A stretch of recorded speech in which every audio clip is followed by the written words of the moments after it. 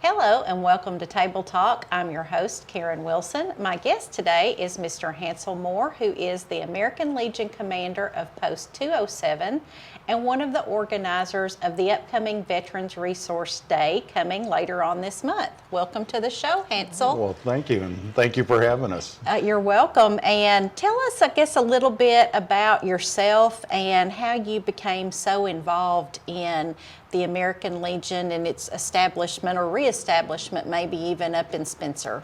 Well, I'm an Air Force veteran. I served 1985 to 1992. Started off as a 17-year-old in the Air Force, and I worked in the hospitals. And when I got out, I used my GI Bill to obtain my nursing degree. And I've been a nurse, I was just thinking it'll be 30 years this year. And I've had a variety of opportunities as a nurse, long-term care, mental health, emergency medicine. And so I joined the American Legion about 4 years ago. And just the I probably had the same thought that many people have about the American Legion and a lot of veterans organizations, is that they're just kind of a watering hole for veterans. And through researching on American Legion, or legion.org is their website, I learned a lot about what the American Legion is actually about. And it's been around for over 100 years, 102 years. And as I learned more of the mission of the Legion, I knew it was an organization I wanted to be a part of. And the last 4 years has been a pretty interesting ride as we reach out to veterans, specifically in Spencer. When I first joined, there were, it was kind of an aging post. And unfortunately, a lot of the posts and veterans organizations are experiencing that. When I walked in, I was the youngest guy in the post at 50 at the time. Many of the veterans were in their 70s, 80s, and 90s. We still had, at the time, 3 World War II veterans. And, but I saw the potential there. And again, as I started to learn more what the American Legion was actually about, American Legion's based on 4 pillars, and it's national defense, which is the active duty and their families. Americanism, which is supporting our Constitution and the American flag. Veterans Affairs, obviously, as a veterans organization, and that encompasses a lot of topics. And youth, and those are the 4 pillars that we were founded on. And so the last 3 years or so, there's been a real vitalization at our little post in Spencer, Tennessee. For those of you who know where Spencer is, it's kind of out in the middle of nowhere, and we like it that way. But our small county, Van Buren County, with a total population of about 6,000 residents, there are approximately 600 veterans that live in Van Buren County. Wow, so that's a high demographic. About 10% of our population. And so I knew there was a lot of potential for growth for our post. So we created a social media page and we started reaching out to veterans. And we've gone from a membership of less than 20 to, I believe this week we signed up our 80th member. And it's just going out and making the contacts and you know, letting them know that we're here and what our mission's about, and it's something that people want to be a part of. So. That's great because, since the Post had not been quite as active, maybe people had not been enticed to join and things, but it's great that you're reaching out and soliciting new memberships and things. And let me ask about that. You've got a large demographic of veterans in this entire service area that we have. What is, I guess that's mostly, as you said, mostly an older demographic, but you're reaching out to some younger ones too. We are. The state of Tennessee, I was at a meeting a couple weeks ago, and we have over 400,000 veterans in the state of Tennessee. And they move here for a number of reasons. A lot of times the same reasons I moved here. The weather, the climate, the taxes, they can buy, larger pieces of property, all of those things. But the number that I saw, our largest demographic are the men and women who served in the Vietnam era, being the 60s and 70s. Again, they're retired, they relocated, they want, for a number of reasons. So that's our biggest pocket of individuals. Again, now they're in their 60s, 70s. And, but Tennessee is the volunteer state. And we have been a volunteer military. And it's amazing how much the people of Tennessee do support and volunteer of service, whether it's active duty, guard, reserve. And there's a whole generation behind, my generation from the 30s to the 50s that have kind of shied away from veterans organizations like the American Legion because they think it's a watering hole where veterans go and get schnockered and share war stories. And again, I just emphasize that and encourage the younger generations to look into what the American Legion is really about. And just kind of to sum it up is it's an opportunity to continue to serve. And that's kind of our mantra, if you will, continue to serve. Because most veterans do have a serving heart and are trying to find a way to connect and give back. And there are many, many opportunities throughout the Legion, from the local posts all the way through the state level.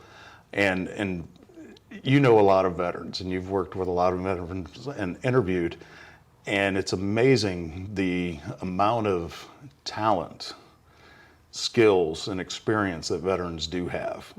And if they could bring those to their local posts and help revitalize those local posts, because I really strongly believe that right now our country needs organizations like the American Legion for a number of reasons. But so I would encourage the younger generations to go on to legion.org, find a local post, and become active.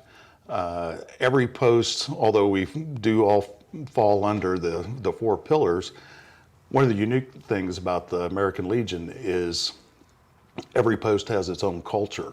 And depending, Van Buren's a very rural culture. So we do things a little bit differently, as opposed to a Nashville post or whatever. But that culture is developed through the vision and the activity of the officers and the leadership there. So I'd encourage them to check out the posts if they want to become involved and help revitalize those posts. And like I said, a lot of the rural posts are really trying to find ways to reach out to those younger generations. And that's one of the things that I really do believe that we have done at our little post. We've made it a family, very family-friendly environment. I'll share with you, probably one of the most recent things that we did was we had to celebrate America, the Independence Day, 4th of July. And we had about 80 people at our post, and it was just a big family picnic. And one of the things, a lot of people had brought their children and grandchildren, and so I looked around. We had about 20 small kids there, and so I called one of the guys and said, "Hey, bring a kickball over here." And we have a big field right next to our post, and we went over and played kickball, and everybody got involved, and it was a really What a neat. simple way to bring everybody together. Not one cell phone, not one, tablet, not one electrical device, and it was just. I'll be honest. I paid for it the next day physically, but it was a great time, and that's what That's what we have done, and I believe a lot of the posts are doing. There's a term, military family, and if you've ever served in the military, you know what I'm talking about. There is a camaraderie. There is there's just this bonding amongst military people, and when you leave active duty, you really miss that. Well, we've been able to revitalize that, and it's kind of funny because we've got members. Our oldest member right now is 94. Youngest member is 32. But when you get all these guys and gals that have served in one room, they all become 19 again. And it's funny to just sit back and watch. And the Army guys will pick on the Navy guys, and the Navy guys pick on the Air Force guys, and it's just fun. And we share life together, and that's really what. I see the American Legion as being. We share life together through generations, and it's a pretty awesome thing. So what are some of the, I guess, generalizing, maybe the concerns that veterans have, especially as they're aging? There's a lot to navigate in healthcare and all kinds of things. Wow, that could be a whole nother hour show, but like I said, our largest demographic is in that 60s, 70s, and 80s. And one of the health, in that age group, health issues are a big concern. For the first time, they may have cardiac issues. They may have diabetes issues, loss of a spouse. The other thing that I'm seeing again in those generations are episodes of dementia and Alzheimer's. And it's very tough on the primary caregiver, and that's really, and we'll talk about the Veterans Resource Day. That's really why we kind of looked at that and said there are so many resources out there, and we talked about that a little bit. And a lot of veterans don't realize how many resources. You're not out there by yourself. The military has a no man or no person left behind policy, and that's what we're trying to do. We're connecting. We're making relationships with people. The other thing, and again, as you go into those age groups, but even a lot of the younger soldiers and sailors that are coming back. And me personally, one of the things that gets me out of bed in the morning is to help prevent a veteran from taking their own life. If you look at the national statistics, depending on which one you're looking at, about 20 veterans a day take their own life. And that's because of PTSD, mental health issues, again, loss of spouse. There are life events that really impact, and when they feel alone and they feel that there's no other options, they choose this. And I'll share with you. People say, well, why do you do this? Why are you part of this?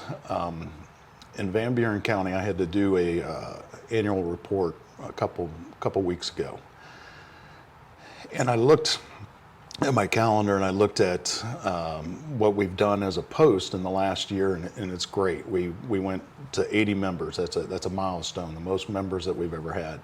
we, even through COVID and everything that happened last year, we did over 3,000 hours of volunteer time through great. various organizations. We've fed families. We've done a lot.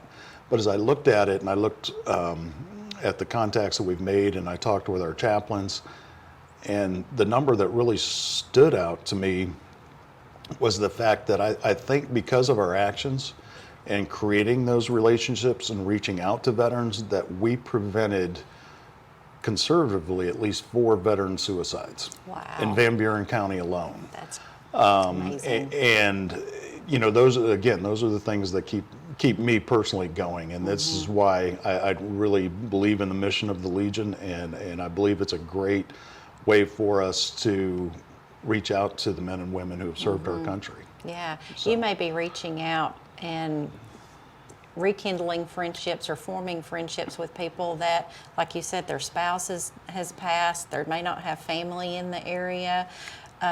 Lots of loneliness sets in, and like you said, PTSD, but that encouragement and that brotherhood and sisterhood that Right. you have has given them incentive to go on. Well, I'll share. You said loneliness. I had one of the connections that we made. It was about 2 years ago. I had a Vietnam veteran came to one of our events, and I was talking to him. I said, "Well, why don't you come and join us?" Now, he said, "I'm a loner." To him, I said, "We're all loners. We're just loners together." And he started laughing, and. But since then, he has become an extremely active part of our post and really helps us out with youth programs and really helps us out. So, you know, I know there are a lot of veterans out there that do kind of self-isolate, but as humans, we're created to have interactions, and we have kind of become a surrogate family, if you will. You know, and like I said, a lot of people have relocated here. Myself, primarily, I've got family in Texas, Ohio, and throughout. But this is a family, like I said, military family feeling. If I need help with something, we have an extremely talented group of veterans. I'm a nurse by trade, but I don't know how to fix electricity. I've got 3 electricians in hey, can you come over and help? Or carpentry, or we built, you know, and you got to give veterans a mission. And so we do a lot of mission-oriented stuff. We're getting ready for a 9/11 ceremony that's coming up, the 20th anniversary, and we have quite a few veterans that are going to be a part of that. We're working together with other Legion posts and organizations to work on the homeless veteran program here. My job as a commander is to find out what your gifts or skill set as a veteran, and how can we connect those two, and give you purpose for getting up out of bed in the morning. Yeah. And so. And sometimes it's paying it forward like that. And it's, like I said, most of the veterans that I deal with and that I know of have a very giving heart. And like I said, we just have to give them that opportunity, or find that opportunity for them to give back. Yeah. So. Well, you mentioned the Veterans Resource Day. Let's talk about that, because that's the first time, I guess, that you all have organized that. It is at a central location here at the former VFW post, which is now Wild Bill's Barbecue here in McMinnville. But it is kind of an event where veterans from all areas are invited to attend. Is that correct? Yes, ma'am. We have opened this up. Part of the reason we chose McMinnville is the geographic central location. And we've reached out actually, we have some people coming from West Tennessee, some people coming from East Tennessee, and then throughout the region here as well. We have a number of posts that are working together to make this event successful. And it, like we mentioned a little bit, it kind of started off as a little idea, but now it has become a big idea.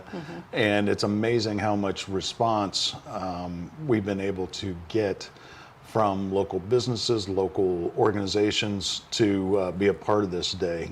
This day is going to basically, if you have questions, if you're a veteran and you have questions about any type of benefit, there's a good chance that you'll have your questions answered here, and it gives you that opportunity to talk to the directly.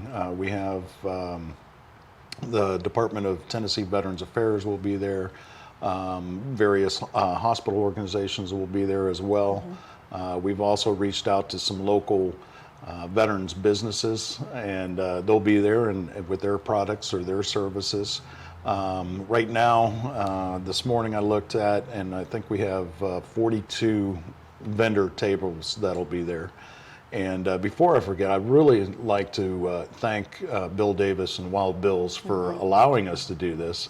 And you know how I feel about barbecue, so that was part of. I love their barbecue, and that was part of the reason that we chose it.